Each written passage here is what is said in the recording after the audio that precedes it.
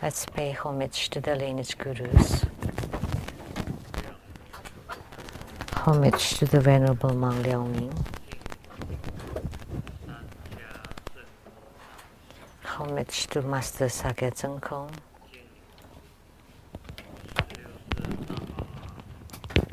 Homage to His Holiness the 16th Karmapa.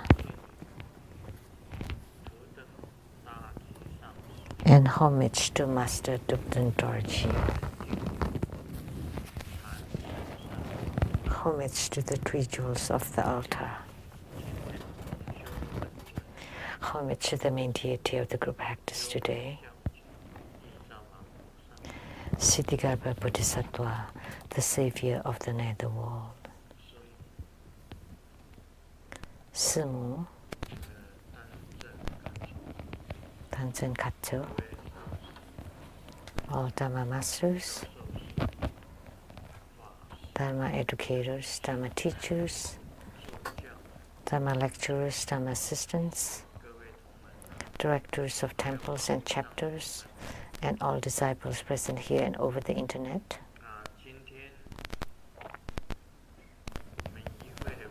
And our participating VIPs today are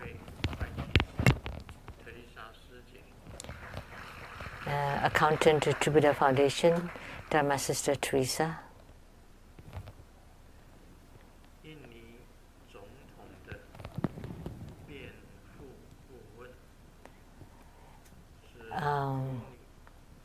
The debate advisor to the President of Indonesia, Dr. Kony. Dr. Ryan Zhuang.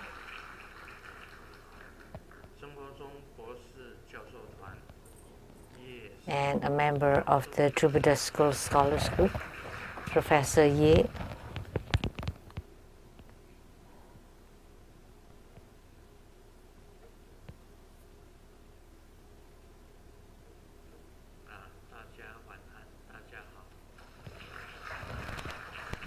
Good evening, everyone. How do you do?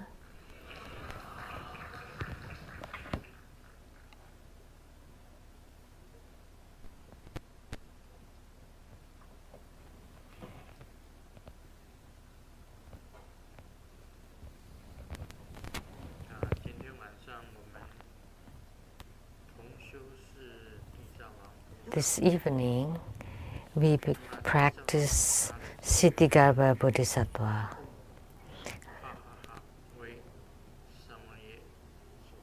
That's his mantra. And his mudra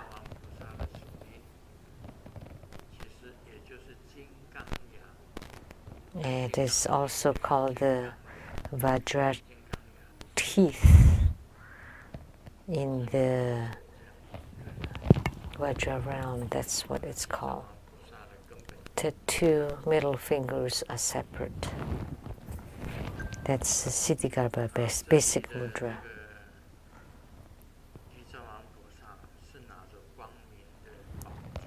And the image here, Siddhigarbha Bodhisattva is holding a shining pole, wearing 5 Buddha crowns, and also holds a staff. Most ordained monks would have this like staff. In Mahayana Buddhism,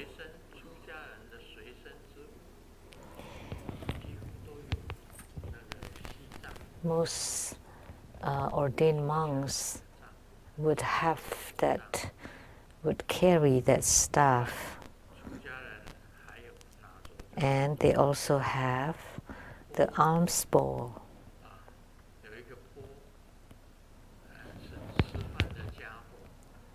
which is the bowl for eating. Nowadays it's different, but in the ancient time, you would go for alms.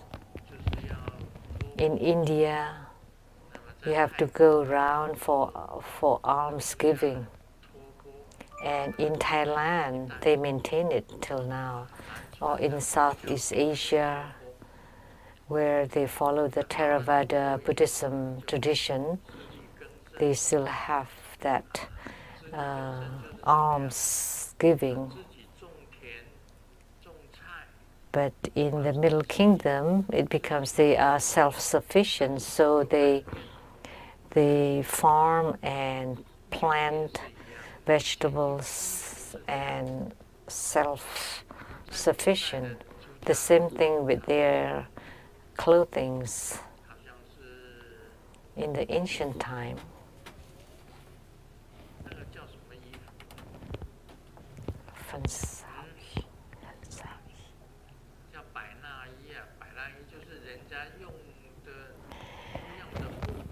the clothes is like the leftover cloth, and then they patch and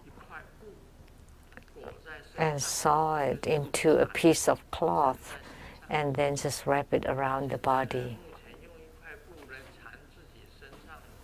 But nowadays, in Thailand, they still have that. They use a piece of cloth and then just wrap it around the body, and then holding the bowl and the staff, and then go around for alms.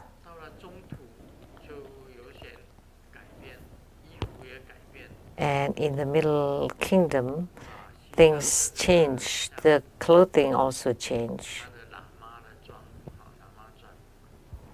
And in Tibet, they wear the Tibetan Lama robe. And in Buddha school, it's also changed.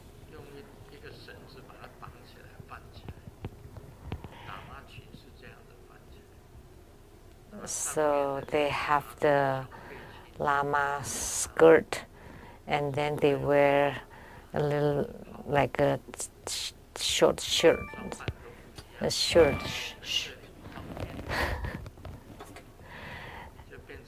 And then for us here, it's different again. We wear both sleeves, and we have elastic.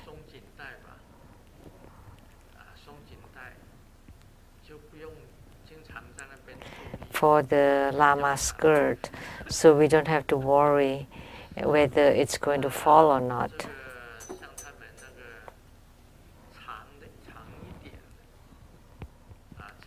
Like for them, if they have a longer one, then you can just wrap it on your shoulder.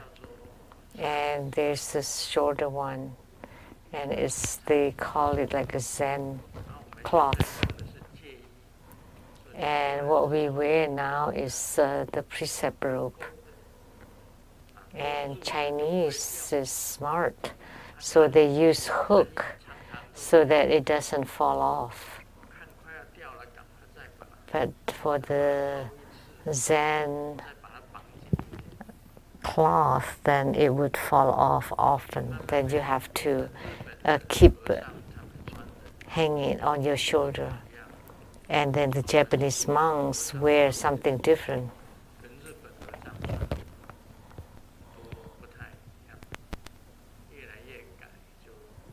So they keep changing it. So their outfits just change, their diets change, their residence or the abode also change. At the time of Sakyamuni Buddha, they live in caves.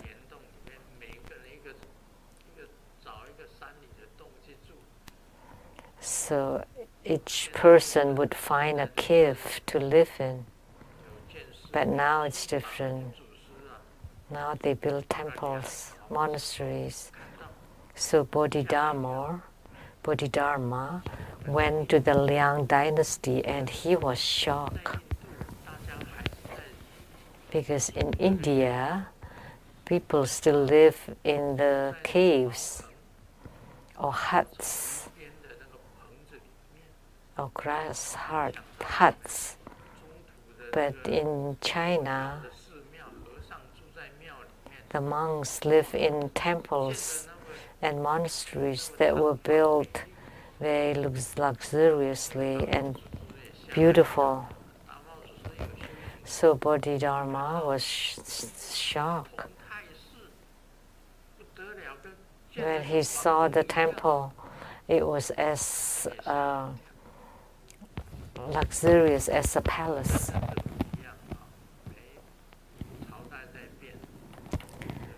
So time has changed, things has changed too.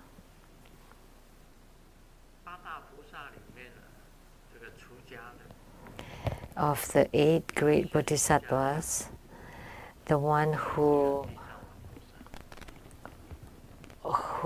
showed as an ordained monk is only Ksitigarbha Bodhisattva.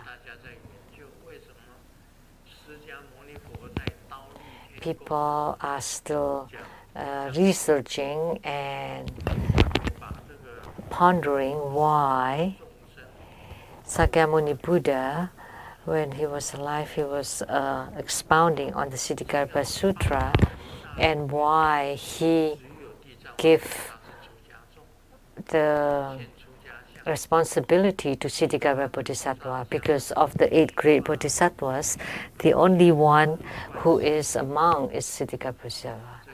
The other bodhisattvas like Manjusri, Avalokiteswara, Akasagarbha, Vajrapani, Viskambi, Maitreya, they don't appear as a monk.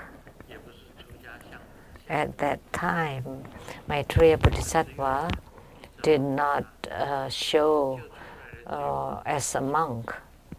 So they concluded that the Buddha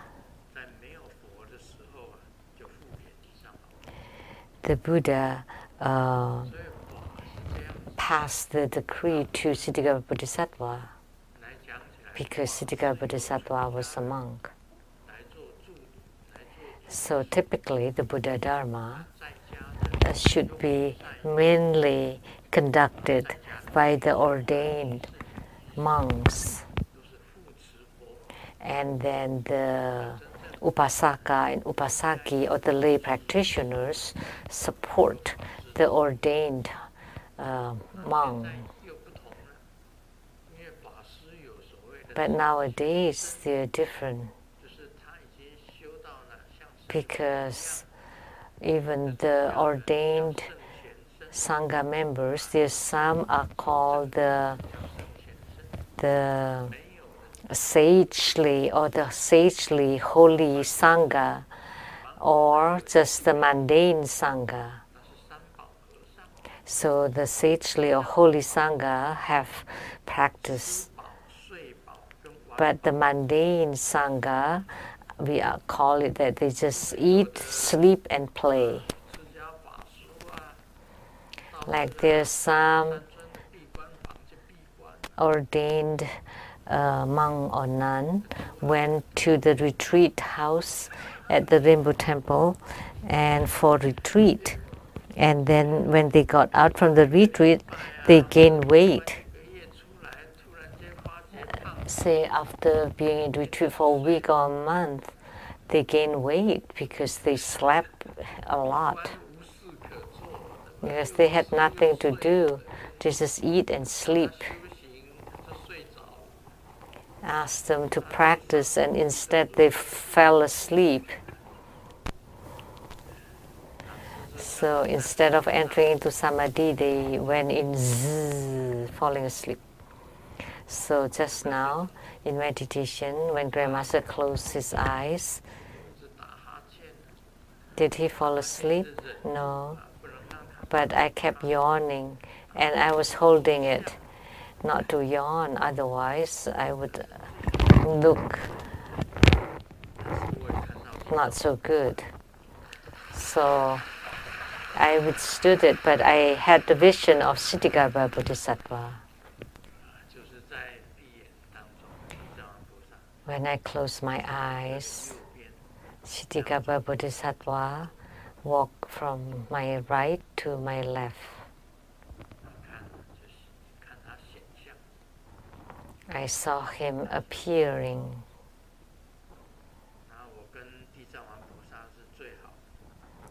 I was in the best terms with Siddhigarbha Bodhisattva. Siddhigarbha Bodhisattva is also a Padma Kumara. So Siddhigarbha is also Padma Kumara. Guru Padmasambhava is also Padma Kumara.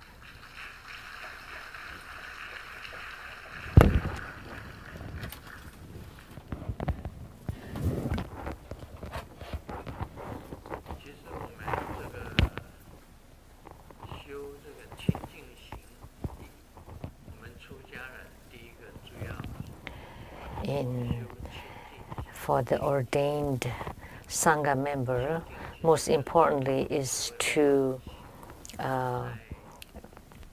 be pure. In India, we call it Fan or Brahman, and the Sanskrit characters also.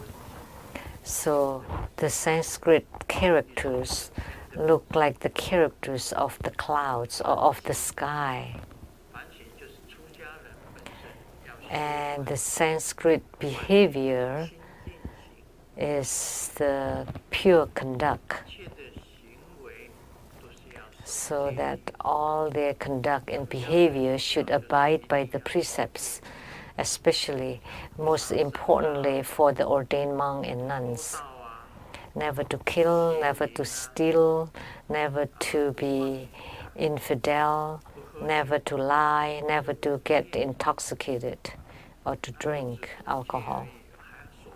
Not just these 5 precepts, but they also have to abide by the Bodhisattva precepts. Many lay practitioners have also received the Bodhisattva vows, and the ordained Sangha members have also made the Bodhisattva vows and included in the ordination vows. There are many precepts. They also have to abide by the ordination precepts. So every cultivator, every Sangha member has to abide by the ordination precepts and never to violate them. They have to recite the sutras often. They have to do morning and night work. And they have to recite the ordination precepts at least once a day. But if you have been ordained but you don't know about ordination precepts, then you're not considered a real monk or nun. Otherwise, you just 3 fulfillments, which is sleep, eat, and play. And they're checking around any place where they are needing people, and they go there to play. And they go to all different chapters and centers. And they get free room and board. Especially if they are elderlies, they just become ordained and then treat the temples as their senior home. There are very few young monks and nuns, but most of the Sangha members are as old as Grandmaster. Do we have an ordained Sangha member in the 20s?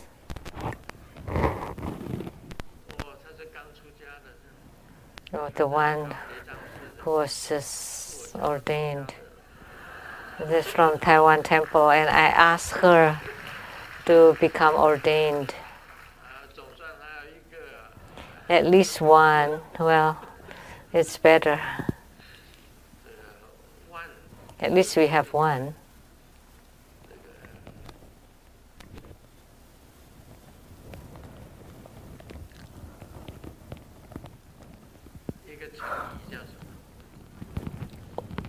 What is the idiom?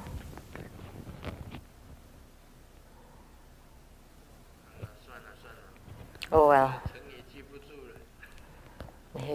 remember the idiom. How about in the 30s? Any monks or nuns in the 30s? Oh, several of you. Oh, so you're still young? I thought you're as old as I am.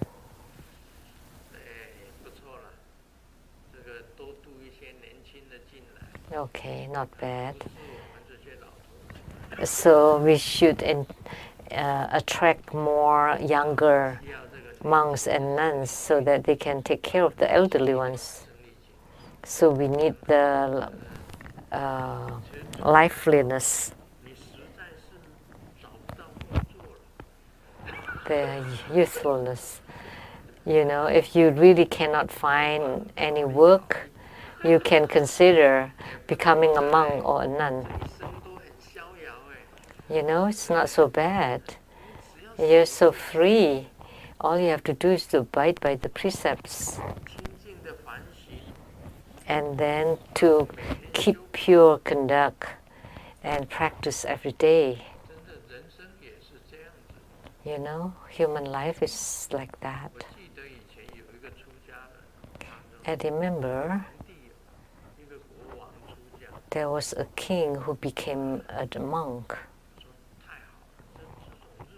And he said, "Oh, this is wonderful. It's better than being a king." With one bowl, you can eat the food of thousands of households.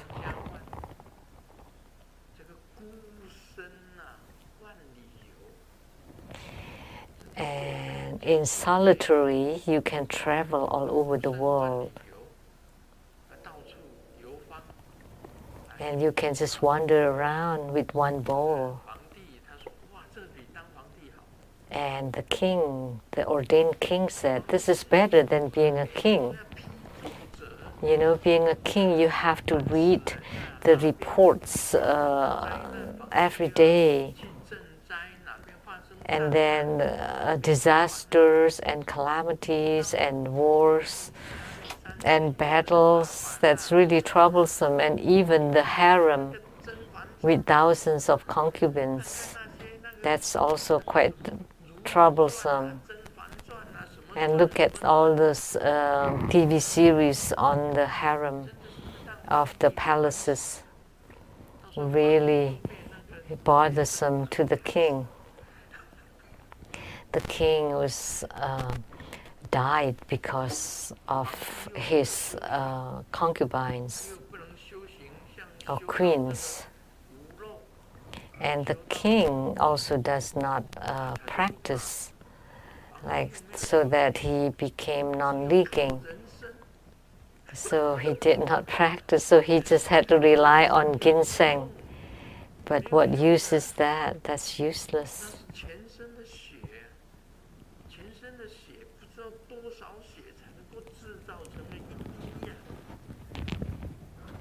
You know, that's one drop is made of who knows how much blood.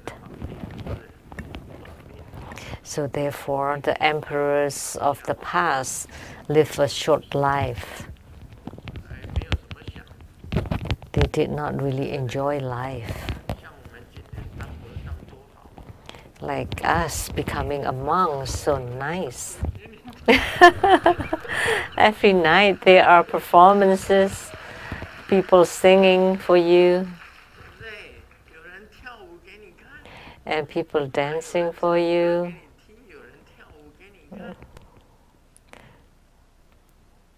Songs and dances for you, and you just give Dharma teaching.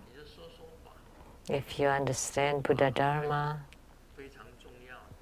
the Buddha Dharma is still extremely important. Recently, I'm writing a book, The Key Formulas on the Path to Liberation. Inside this book, it's all about Dharma practices. It's crucial, very important.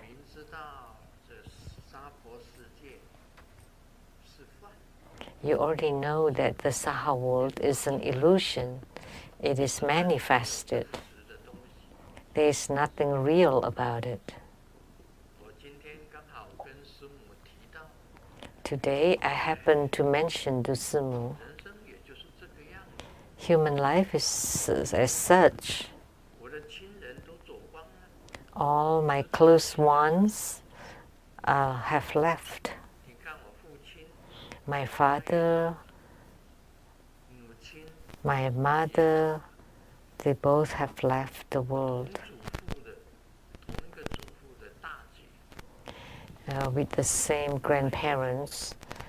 My sister had left too.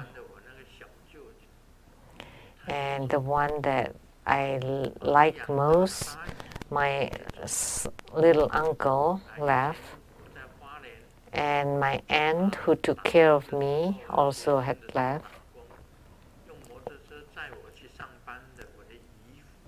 And then when I was working in Hualien, the one that took me by motorcycle to work, which is the husband of my aunt, also left. My elder sister and his wife and her husband also have left. They all left. The younger generations are still here, but everyone older than I am, or more senior than I am, all left.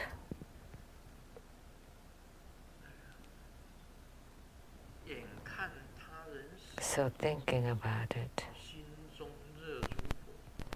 seeing another person died, your heart is burning with fire. It's not because of them, but thinking that it would be my turn soon.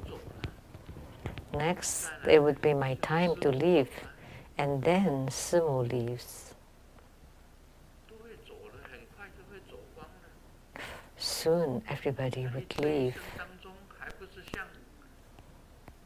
So, this life is like a huge dream of life and death. It is just an illusion. What would you want? Nothing. Once you go, nothing belongs to you. Like this, I'm wearing whatever you wear. They don't belong to you. The place you live in doesn't belong to you.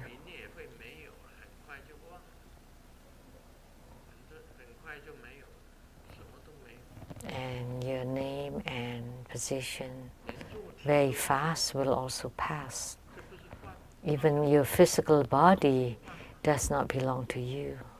So don't you find it very transient and illusory? So the true key formula in spiritual cultivation is that the three wheels are intrinsically empty. So the method to enter into meditation or samadhi, there is no such person sitting in meditation, and there is no such thing as meditation, and there is no what the meditation is for.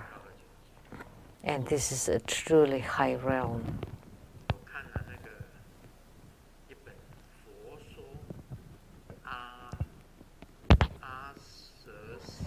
Or the target of the meditation. I read a book.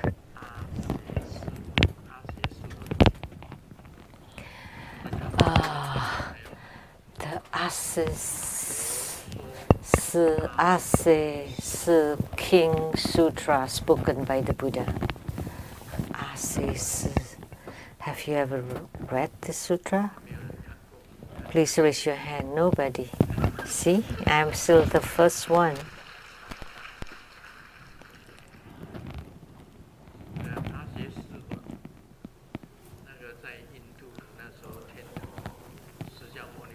At that time, during the time of Sakyamuni Buddha in India,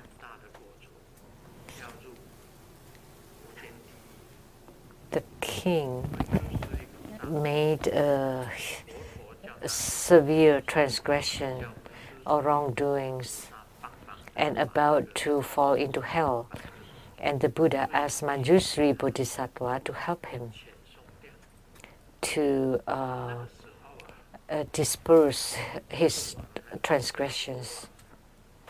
So at that time, the king wanted to offer to Manjusri Bodhisattva, and he brought cloth that's priceless, which is the cloth that's embellished with precious gems. And he wanted to offer it to Manjusri Bodhisattva. But Manjusri Bodhisattva disappeared. It's invisible. Just make the offering to whomever you see. That would be the same as you're making the offering to me, Manjusri Bodhisattva said. And Manjusri Bodhisattva disappeared. And then he saw Kashyapa, Mahakashyapa, and the Subhuti Bodhisattva. So the king offered the bound of cloth to Subhuti and Mahakashyapa, and they replied, "But we never did anything for you. It was Manjusri Bodhisattva who helped you to eradicate your transgressions, your heavy transgression. So it's not right for you to offer that to me." And then Mahakashyapa and Subhuti Bodhisattva also disappeared. And then he saw 500 arhats. And then he took this cloth to offer to the 5 arhats.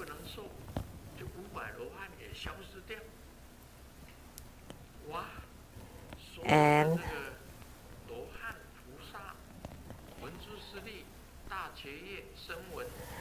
so, and then they also disappeared. So all the great bodhisattvas and arhats and sages, they all disappeared. And then the queen was there, and he tried to offer it to the queen, and she also disappeared. And what's left was himself. But there was still the voice saying that you just make the offering to whomever you see. And then he wear that cloth on his body, and then he disappeared himself.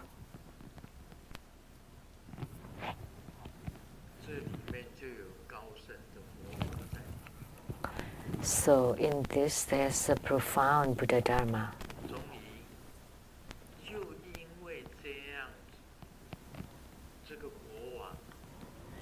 And because of this, the king gained enlightenment.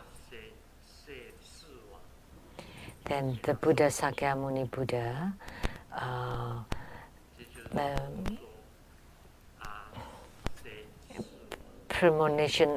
had the premonition about this Asasi king,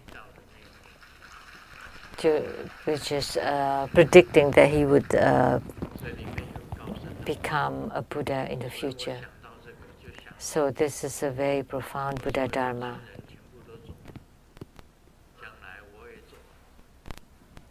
So I thought about all my close ones who have left, and then in the future I would also leave.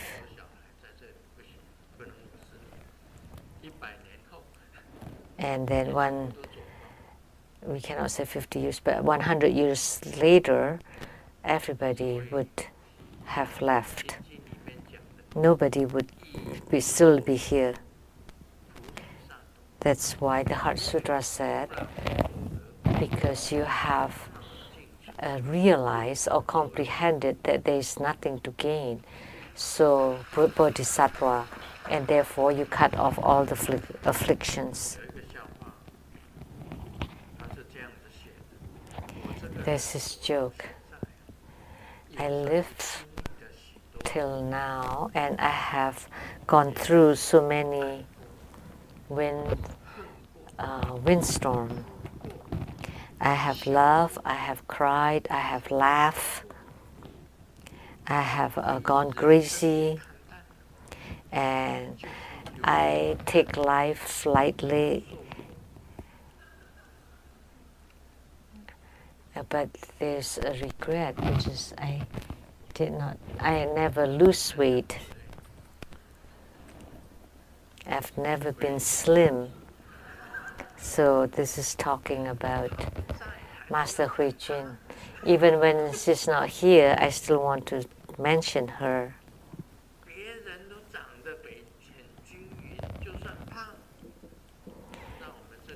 You know, people are still balanced even when they are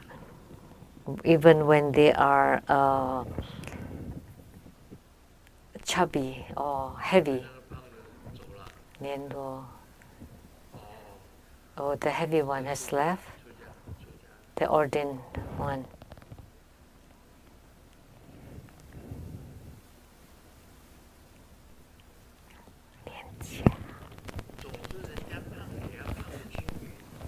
So even when they're fat, they're well distributed, but not like Hui Jun. Her head is small, her upper body is still okay, but it's not well distributed.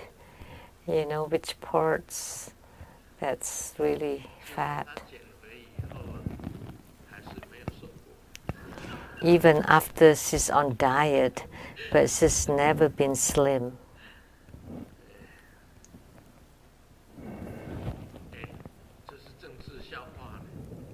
Oh, this is political joke.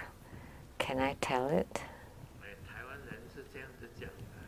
The Taiwanese say, we vote today, and at night we would know the result. That's how it is in Taiwan. So you vote and then at night you would know. And the Chinese laugh. We vote today, and yesterday we already know the result.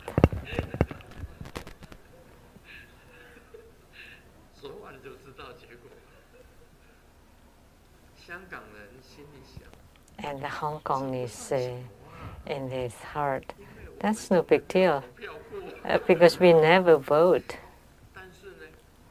And then we know the result when we wake up, even without voting.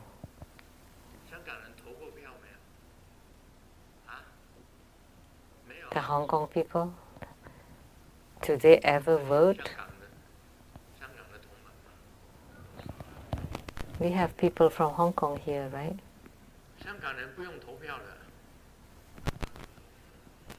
You never have to vote in Hong Kong?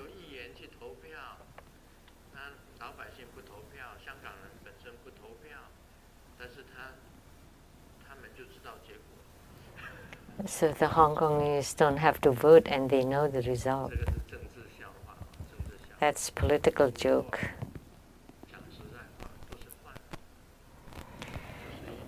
But truthfully speaking, that's all just illusory. Even when you become a president, let me ask you, the emperors of China,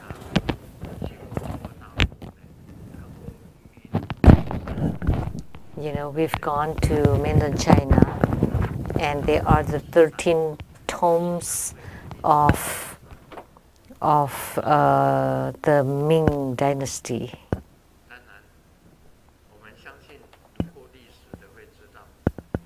So if you have read history, you would know.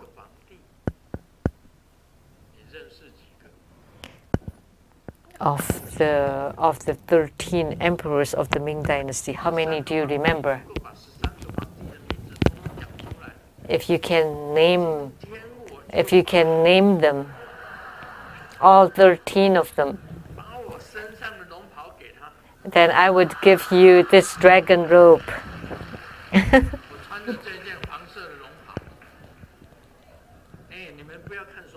But you should not check the internet.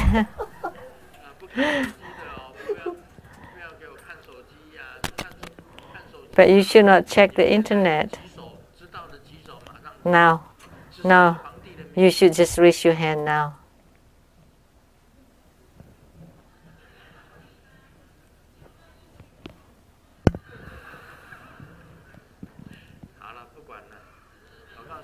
Okay, nobody would remember.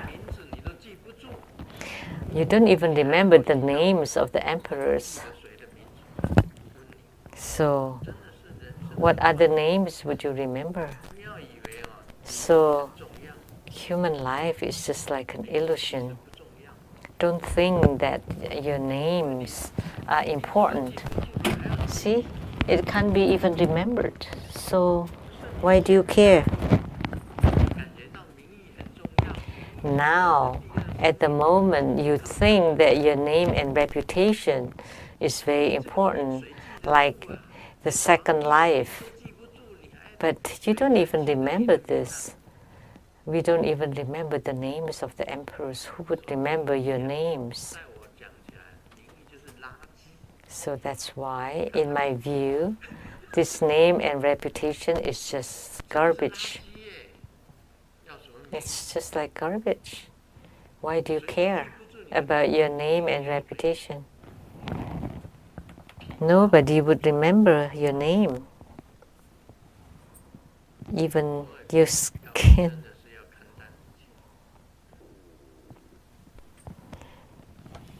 That's why you have to take it lightly, take everything lightly. Like people recording Grandmaster, and then Grandmaster joking, and then it would be bad for Grandmaster's reputation. It's okay. You can film me even when I take off my pants. I don't care.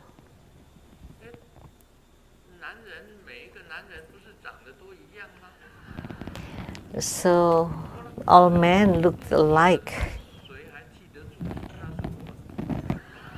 Even when you film me, who would remember that that's mine? There's no name and reputation and honor to talk about. If you understand, as a Buddhist, nothing is. Today, let's talk a little bit about Lamdre. The essential four pramanas. This is the instruction on the selected meaning of the essential four pramanas of the personal spiritual experiences of the three continuum, the myriad, unfathomable nirvana and rebirth spiritual experiences generated from the self-appearance continuum are naturally referred as the pramana of spiritual experiences. The Guru said, the spiritual experiences of the fruit of unimaginable causes you generate are arisen due to your own inner affinity. Therefore, do not be attached to them. When this happens, generate the thought that the Guru is a Buddha, and this is the pramana of the Guru's instruction.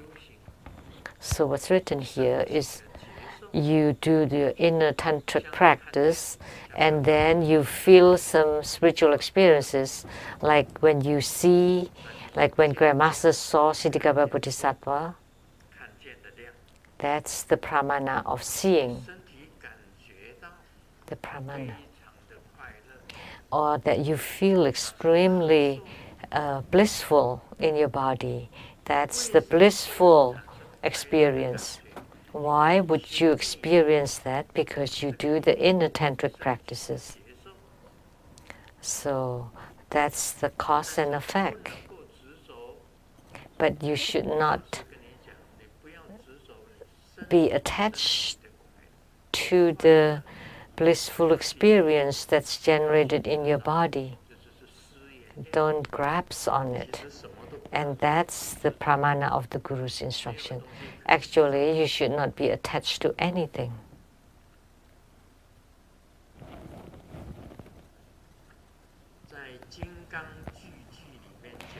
The Vajra verses said, think of the personal spiritual experiences of the meditation from the crown down, express endlessly the 50 secrets.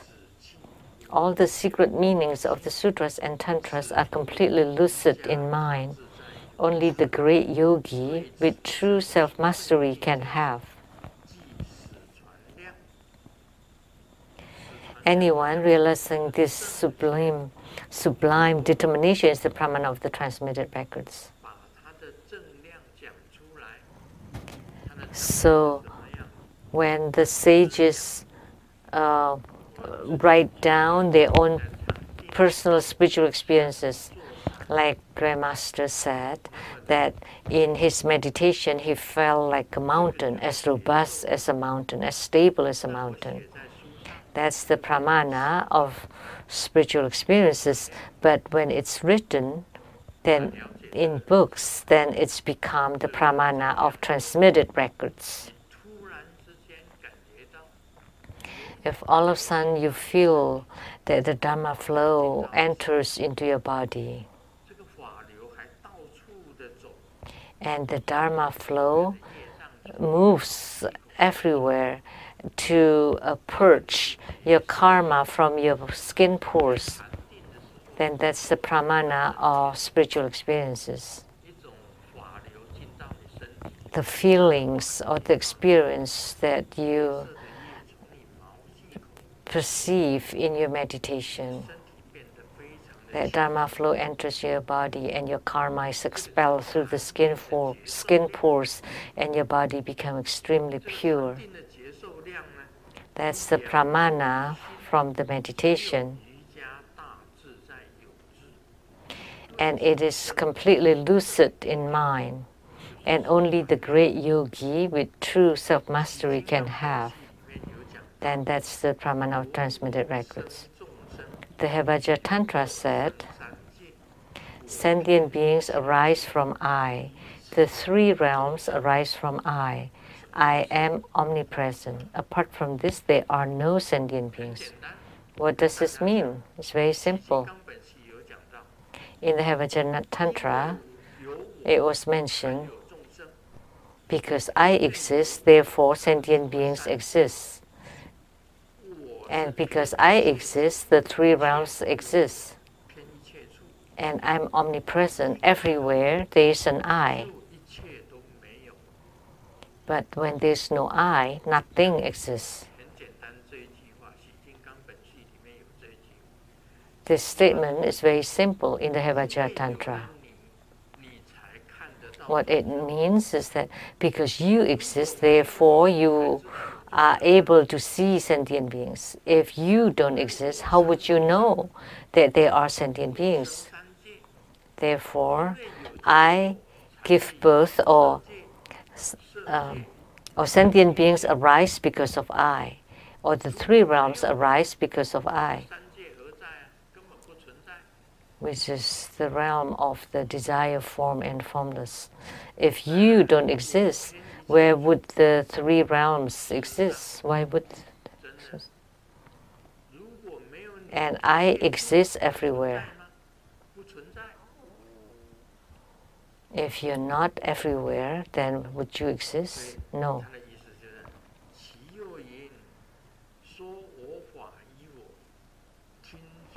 Also, the Dharma speaker is I. The listeners are also I, or me. Okay. It is to teach the world that the world is apart from the worldly I. All the sutras and tantras spoken by the Buddhas can be understood through the personal spiritual experiences and phenomena of a yogi. And this is the pramana of the words of the sages. A tantrika If you can understand these words are the pramana of the words of the sages. It's very simple. If there is no I today, then nothing exists. Even hell, all the 4 sixthly realms and the 6 mundane realms, none of them exist. The Dharma speaker is also me. The listeners are also me. If you don't exist, where would there be listeners? If I don't exist, where would there be listeners?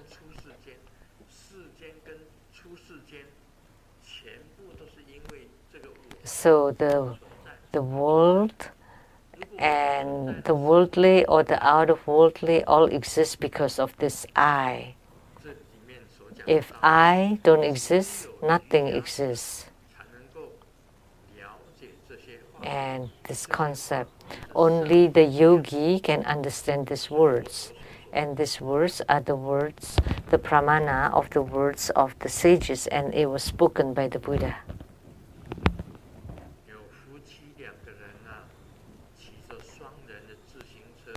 A couple rode on a double bike, traveling around, and then they climb up a hill with hardship, and then the husband said, "Oh, this hill is really difficult to climb. I'm so tired." And the wife replied, "Sure, because I kept putting on the brake, otherwise we would have fallen, slide down." So there's contradiction in here. The husband was riding, and yet the wife was putting on the brake. The husband was kept pedaling. So someone was doing it and the other one was putting on the brake. So that's conflict.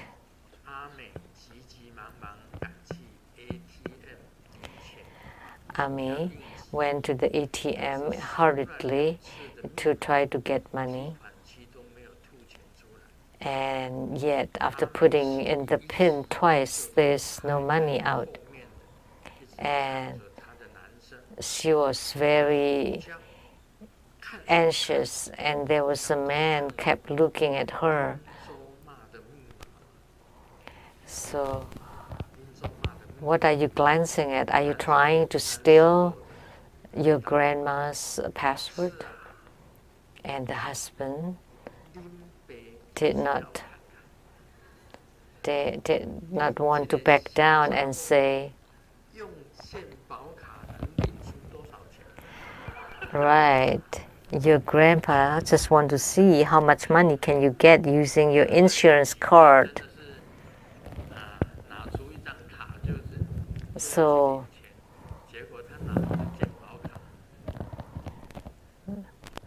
when you are in such a hurry and wanted to get money, actually, instead of using the ATM card, she used the insurance card. So in Tantrayana, what is this? A spiritual union or yogic union. It's like you get what you want, or however you practice, then you get whatever it is. So if you have sincerity or reverence, then you would get from the Buddhas or Bodhisattvas what you wish for.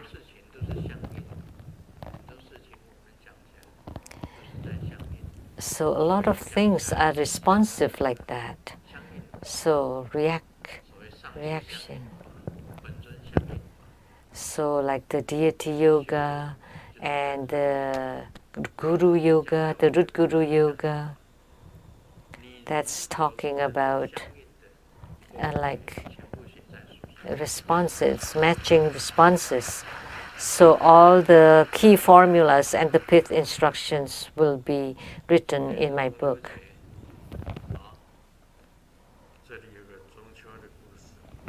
Yesterday it was the Mid-Autumn Festival or Full Moon Festival, and there's a joke. When I was little, the story of the Lady of the Moon, Chang'e, I couldn't get it, although we heard it, but we never thought about it, because all you want was the mooncake.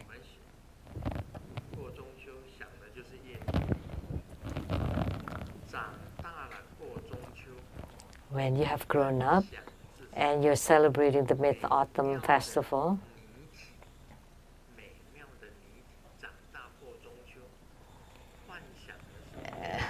your fantasy is the beautiful body. You cannot eat the mooncake anymore. All you think about is the lady moon, the moon lady, Chang'e. Like yesterday, did I eat the mooncake? Did you see me eating mooncake? No. See? Because I'm thinking of the Lady Moon, Chang'e.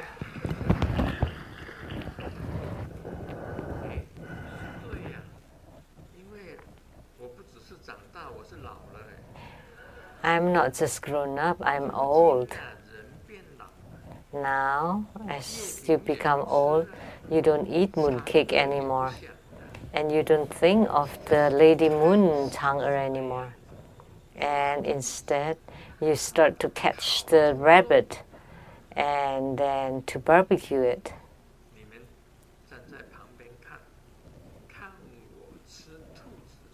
And then you're watching me eating the rabbit meat. Happy Mid-Autumn Festival.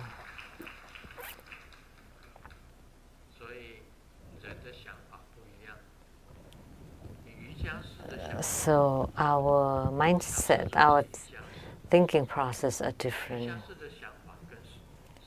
And the mindset of a yogi, like Grandmaster is a yogi, it's different from the mindset of ordinary people.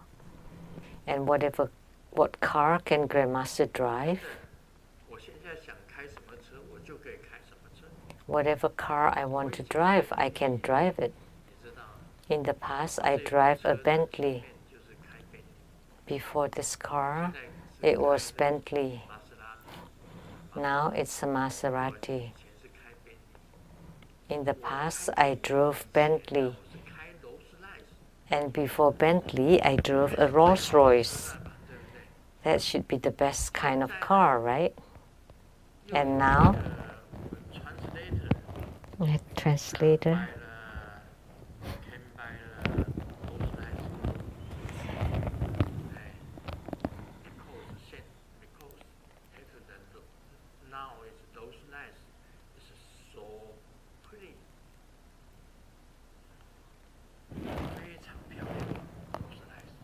Very beautiful Rolls Royce.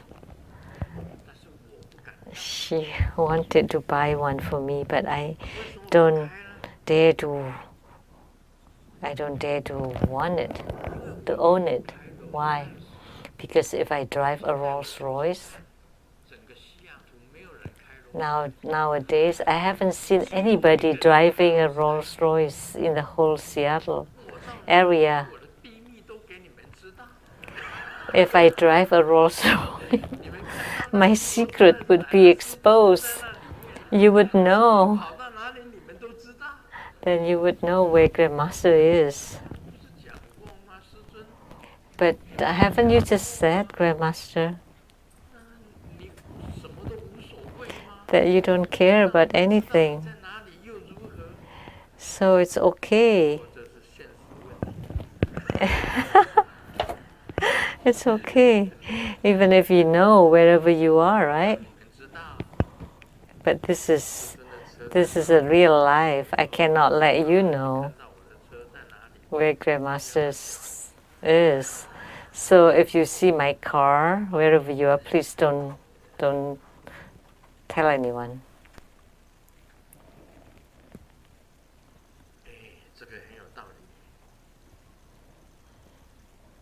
This makes a lot of sense.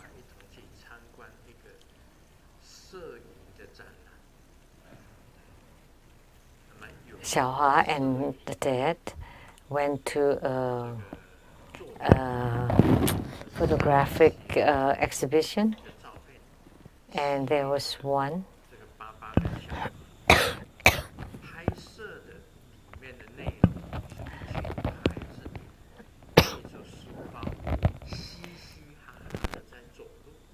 so inside that photo is a group.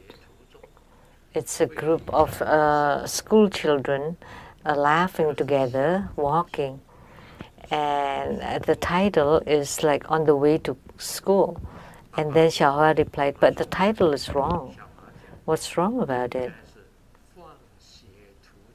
It should be out of class or getting off class. How could you be so happy going to school? That must be leaving from school." That makes a lot of sense.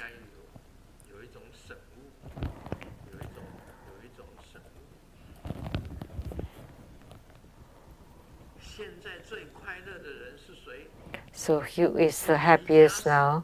The yogi.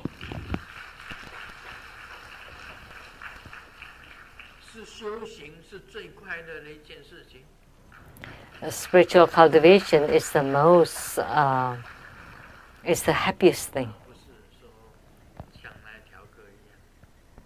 It's not like that song.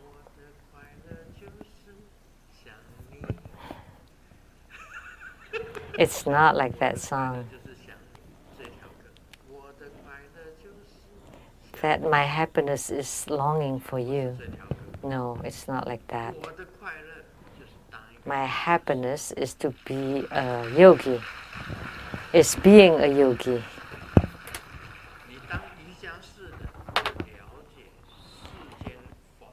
As a yogi, you would understand the ultimate truth about the world, and you also understand or comprehend the ultimate truth of the enlightenment or the out-of-worldly.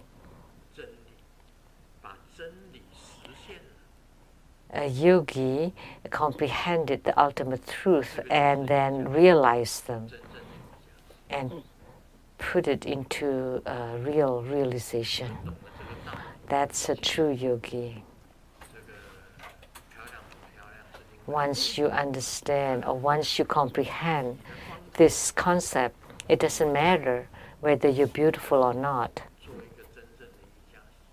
So once you shave off your hair, then you should become a true yogi. So the concept here inside Lamdre is extremely profound. Because I exist, sentient beings exist. And because I exist, there's the so-called longevity.